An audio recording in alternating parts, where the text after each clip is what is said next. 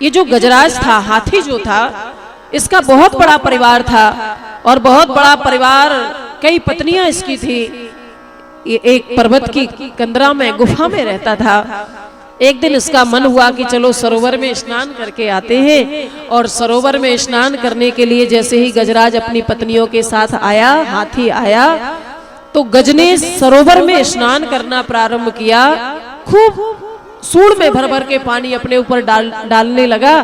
खूब स्नान इसने किया, खूब नहाया सरोवर में पत्नियों के साथ में। उसी जल में, उसी सरोवर में एक ग्राह रहता था।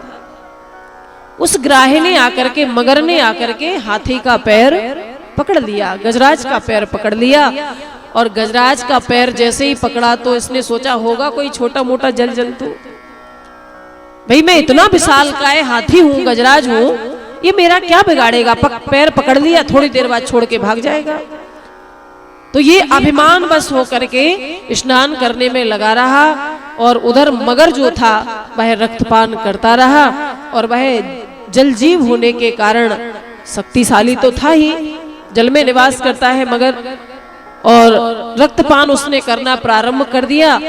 हाथी को लगा, गजराज को लगा कि कोई छोटा मोटा जल जंतु है। धीरे धीरे धीरे धीरे हाथी का, गजराज का शरीर जो था वह अचेत होता चला गया और डूबने लगा सरोवर के जल में।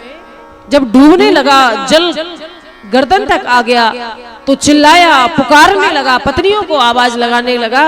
पत्नियों ने सूंड में सूंड मिला करके गजराज को खूब खींचने का प्रयास किया, बाहर निकालने का प्रयास किया, लेकिन पत्नियां भी विवश हो गईं।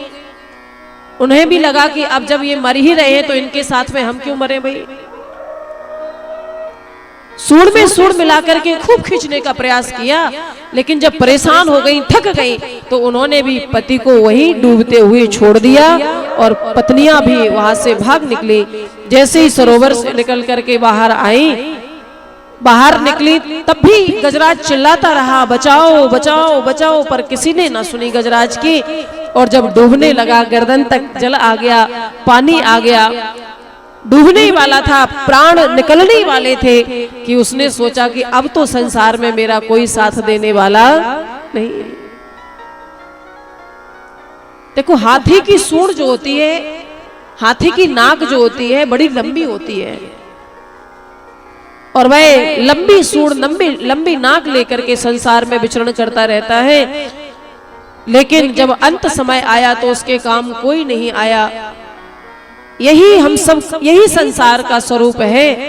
गजराज की तरह हम भी मत में मतवाले होकर के, अभिमानी होकर के संसार में विचरण करते हैं। सुंदर शरीर है, खूब संपत्ति है, अच्छा मकान है, अच्छा परिवार है, अच्छा काम धंधा चल रहा है। इसी अभिमान में डूबे हुए हम लोग संसार में भ्रमण करते रहते हैं। लेकिन जब अंत समय आता है तो अंत समय में कोई भी काम नहीं आता। अंत में तो मृत्यु रूपी मगर से हर व्यक्ति को, हर प्राणी को अकेले ही लड़ना पड़ता है।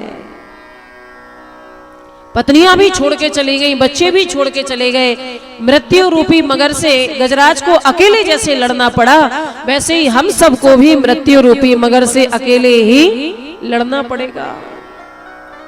मृत्यु का समय जब आता है तब कोई साथ नहीं देता। बाताम प्रक्षति को उपनगे है।